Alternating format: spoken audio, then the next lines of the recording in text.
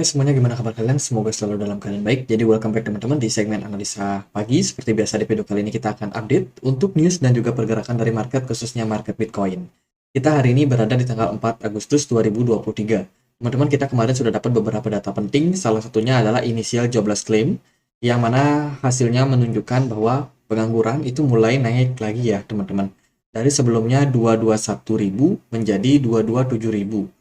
Kemudian dari data kemarin juga ada soal US Services PMI, datanya juga menunjukkan fase penurunan. Selain itu juga non-manufacturing PMI juga mengalami penurunan.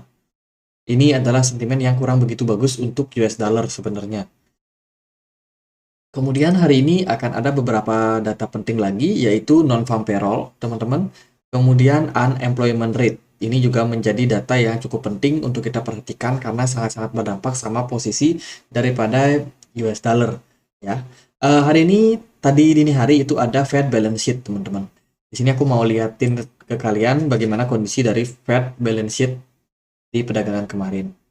Eh, Kalau kita lihat sih dari datanya masih mengalami fase penurunan. Artinya uang beredar yang ada di market makin lama makin sedikit, teman-teman. Jadi semakin sedikitnya dana itu akan berdampak sama market, terutama market yang sifatnya high risk. Nanti kita akan bicarakan ini lagi lebih dalam ya, teman-teman. Kita akan lihat dulu dari beberapa data yang lain. Nah, ini ada data dari Fed Monitor. Fed Rate Monitor Tools, teman-teman, yaitu sebuah data yang menunjukkan bahwa saat ini konsensus dari Federal Reserve itu meyakini bahwa di pertemuan FOMC berikutnya, yaitu di bulan September tanggal 21, itu akan kemungkinan the Fed pause, teman-teman, mempertahankan suku bunga di 25 basis point. Sementara kalau kita lihat dari mereka punya kemungkinan lain juga, yaitu kenaikan berikutnya di 25 basis point itu hanya 19%. Artinya untuk sekarang ini market sedang condong ke pause dari the Fed pada pertemuan September nanti. Ya, ini merupakan data yang cukup penting untuk kita perhatikan. Nah, sementara dari market kemarin itu ada beberapa sebuah sentimen lah, bisa dibilang sentimen buat market seperti apa, teman-teman. Ini ada data dari sentimen ya. Saat ini ada sekitar 15.870 Bitcoin wallet ya, Bitcoin, alamat Bitcoin yang menampung setidaknya 100 Bitcoin. Secara kolektif, POS ini memiliki 11,5 juta Bitcoin, yang merupakan lebih dari setengah total pasokan yang ada. Selama 12 minggu terakhir, bagian kolektif telah meningkat sebesar 27.755 Bitcoin. Jadi bisa dibilang, ini adalah wallet sebuah whales, teman-teman. Tapi dia nggak pegang satu wallet. Dia sebar walletnya itu ke banyak alamat ya, yaitu sebanyak 15,87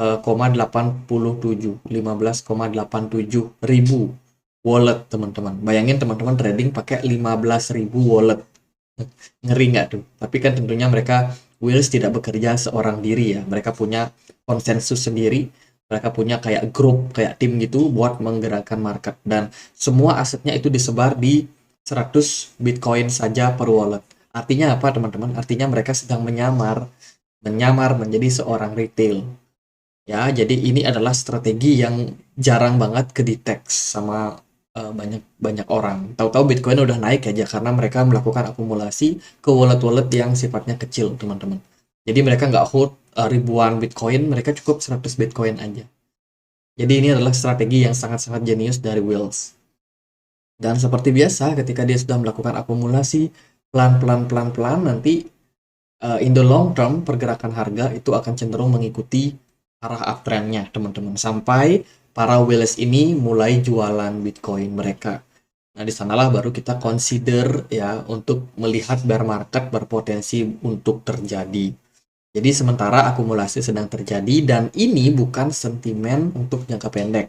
Ini adalah sentimen buat long term, teman-teman.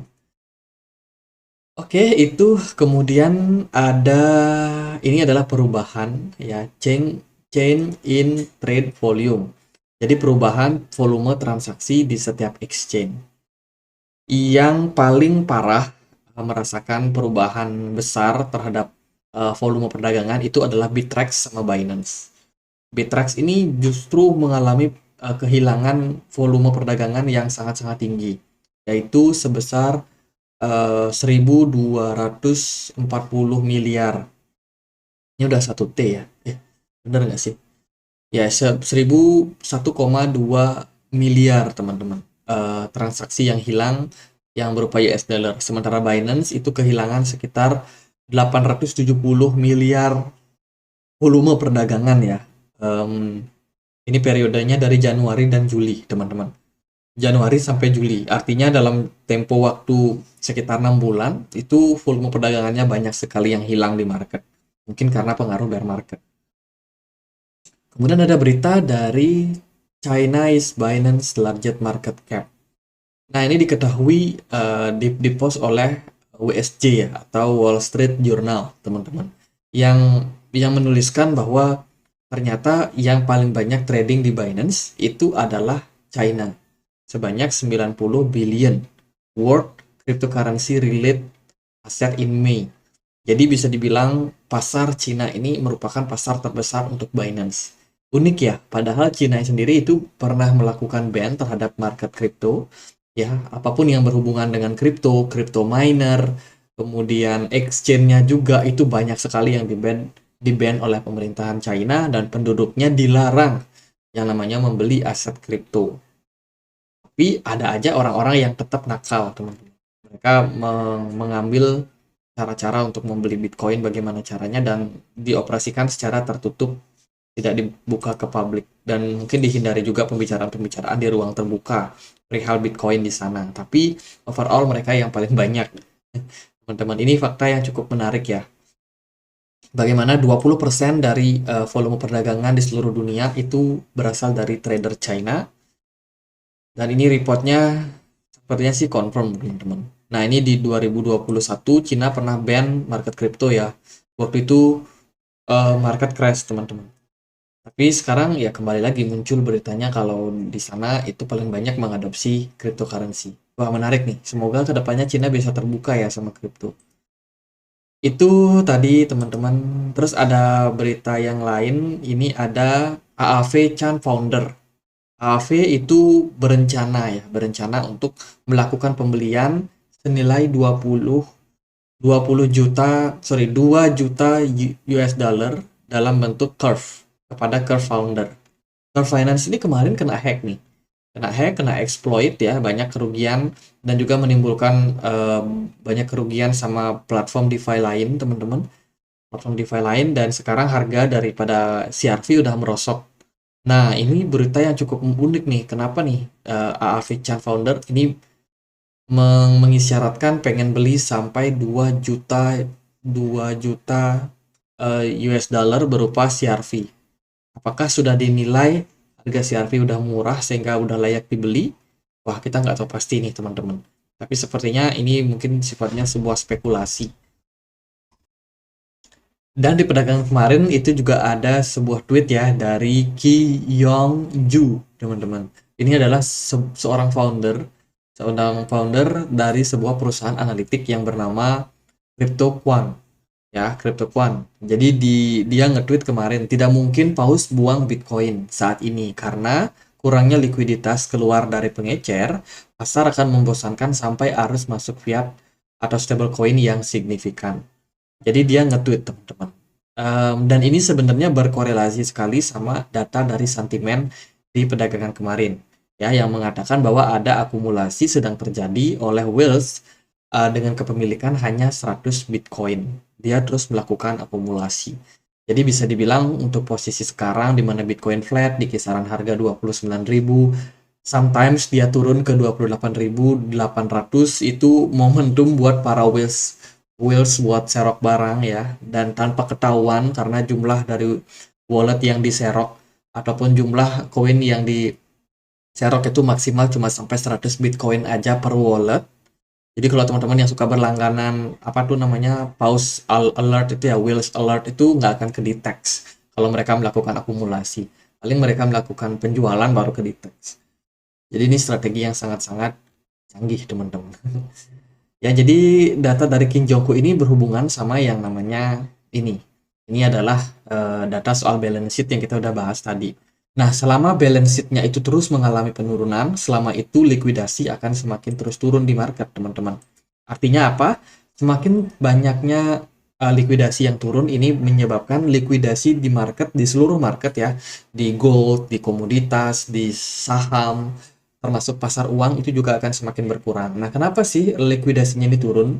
Karena The Fed naikin suku bunga kemarin. Teman-teman, udah sekian kali naikin suku bunga sampai sekitar 550 basis point. Teman-teman, kalau dihitung sejak tahun lalu sampai sekarang. Artinya adalah banyak orang yang memindahkan aset mereka ke bill, bond, ataupun deposito di bank. Jadi mereka lock aset mereka di tempat-tempat instrumen yang aman seperti itu karena memang bonusnya tinggi, returnnya tinggi ya. Sehingga ya likuidasi di market makin lama makin turun. Kapan ini akan berakhir? Kalau menurut dari tweet yang diberikan oleh Ki Yong Un, itu dia melihat bahwa pasar akan terus membosankan sampai arus fiat atau stablecoin masuk secara signifikan. Artinya apa, teman-teman? Artinya kita menunggu the Fed pivot. Setelah the Fed pivot atau mulai melakukan quantitative easing, di mana suku bunga akan diturunkan, likuidasi akan disebar lagi ke market karena mungkin ada banyak company-company yang udah kehabisan oksigen, teman-teman, karena aliran darah mereka yaitu supply uang ini semakin lama semakin berkurang sehingga mereka pun juga butuh ditolong. Nah, di saat itulah baru market akan banjir lagi, market saham bergairah, komoditi bergairah, dan ya Bitcoin cenderung akan mengikuti juga ke depannya. Jadi bisa dibilang untuk sekarang, selama balance sheet ini akan terus turun, selama itu likuidasi di perdagangan kripto itu akan terus juga mengalami penurunan sehingga bull market itu masih belum bisa terrealisasi untuk posisi sekarang. Kita harus menunggu likuidasi banyak di market atau the Fed melakukan quantitative easing. Nah, gimana nih untuk pergerakan dari Bitcoin? Nah, kemarin itu DXY atau indeks dolar mengalami fase koreksi, teman-teman. Setelah kita melihat data yang kurang begitu bagus ya untuk mereka punya kalender ekonomi di perdagangan kemarin, ya akhirnya US dollar mentok sampai di kisaran harga 102,8 dan sekarang sepertinya mulai membuat koreksinya, teman-teman. Selain itu, gold juga terpantau koreksi tipis 0,03%, S&P 500 koreksi setelah penurunan atau setelah kenaikan yang sudah terjadi sebelumnya juga ya. Sekarang udah turun ke 0,26% dan Bitcoin itu sedikit hijau. Padahal di closing perdagangan kemarin Bitcoin dapat candle merah, teman-teman. Nah, untuk posisi sekarang Bitcoin masih bertahan di kisaran Fibo 61,8. Sorry, Vibo 29,1. Ya bener lah, Vibo 61,8 tapi di harga 29.100, teman-teman. Jadi posisi daripada pergerakan Bitcoin untuk sekarang ini masih ketahan dan kita masih belum melihat keputusan apa yang akan diambil oleh Bitcoin. Bitcoin belum konfirmasi turun. Bitcoin juga belum mengkonfirmasi dia akan mengalami kenaikan, teman-teman. Tapi yang pasti bertahan di kisaran 29.000 ini merupakan sebuah sinyal yang bagus ya. Selama Bitcoin masih bertahan di level tersebut berarti masih bagus. Tapi kalau Bitcoin udah mulai breakdown ya mungkin dia turun sampai ke 28.200. Nah, di sana kita baru mulai nih harus mengantisipasi penurunan yang berpotensi terjadi berikutnya. Dan menurut saya sih untuk sekarang masih terbilang aman-aman aja. Jadi sementara pergerakan dari smart money juga cenderung masih kecil. Teman-teman kalau kalian perhatikan sejak November 2022 volume perdagangan Bitcoin terus mengalami penurunan ya. Ini kita ambil datanya di indeks, teman-teman. Kita nggak pakai di exchange. Di indeks ini adalah gabungan dari banyak exchange ya, teman-teman. Di sini aja udah menunjukkan bahwa volume perdagangannya turun. Berarti ada kesesuaian antara balance sheet sama volume perdagangan. Oke, jadi selama volume perdagangannya turun terus, likuidasi belum masuk ke market, ya Bitcoin akan lebih susah untuk rally-nya. Overall, pergerakan Bitcoin sebenarnya masih cukup bagus, teman-teman. Kalau kita tarik dari sini, pindahkan ke sini, sebenarnya Bitcoin masih bergerak uptrend ya, dalam di atas dari sebuah channel uptrend, teman-teman. Ini adalah channel, kita bisa copy. Nah, ini ya. Sorry, ini aku agak kegeser untuk elite wave kita. Ini kita lock dulu. Nah, ini kita bisa geser ke sini. Jadi dia masih bergerak sebenarnya di dalam sebuah channel uptrend. Dan sekarang kalau kita lihat dari level supportnya, itu berpotensi buat disentuh adalah level kisaran 28.500 sampai 28.200. Jadi at the end kalau Bitcoin koreksi ya agak dalam, mungkin dia berpotensi buat ngetes level tersebut. Nah, di sini barulah Bitcoin akan mengambil keputusan apakah dia bakalan breakdown dari sebuah ascending channel ini, atau justru Bitcoin malah mengalami rally, mencari beberapa wave yang ada di atasnya kembali. Wow, ini sebuah keputusan yang akan kita lihat nanti seperti apa dan kemana pergerakan dari Bitcoin. Yang penting sih teman-teman udah tahu skenario-nya seperti apa. Kalau dia breakdown dari level 28.200, itu sinyalnya tidak bagus. Ya, artinya ada kemungkinan Bitcoin akan kembali merosot, menurun cukup signifikan. Tapi kalau Bitcoin mampu mempertahankan level 28.200, artinya dia cuma bertahan di kisaran harga 29.000 aja, kemudian harganya rally kembali. Nah, itu menjadi sentimen yang sangat-sangat positif buat market. Oke, kemana market? Kita nggak tahu pasti, tapi yang penting teman-teman udah tahu beberapa poin yang bisa teman-teman jadikan acuan ya. Kalau misalkan Bitcoin udah breakdown dari 28.000, itu udah nggak bagus, teman-teman. Jadi sementara itu karena market cenderung masih flat, volume perdagangan naik dan turun, tapi dari smart money juga kelihatan kosong, artinya smart money nggak terlalu banyak melakukan aktivitas perdagangan. Mungkin Wheels melakukan akumulasi, tapi itu dilakukan secara diam-diam, dan belum ada niat buat naikin Bitcoin sih. Kemungkinan akan dibiarkan flat seperti ini, market sampai lesu, sampai orang-orang berpikir, wah ini Bitcoin kita cut loss aja. Nah, itu dari retail cut loss, ya udah. Biasanya market naik kalau udah retail cut loss. Gitu aja teman-teman. Semoga videonya bisa bermanfaat, dan kalau ada pertanyaan lain, ada koin lain buat dibahas, silahkan teman-teman bisa langsung tulis di kolom komentar. Kita juga punya komunitas diskusi dan juga portal informasi di Telegram. Buat teman-teman yang punya Telegram, feel free untuk join. Untuk linknya bisa temukan di kolom deskripsi. Di sini kita selalu update informasi-informasi terbaru di dunia kripto. Oke, gitu aja. Semoga bisa bermanfaat, dan akhir kata saya Andri. Makasih.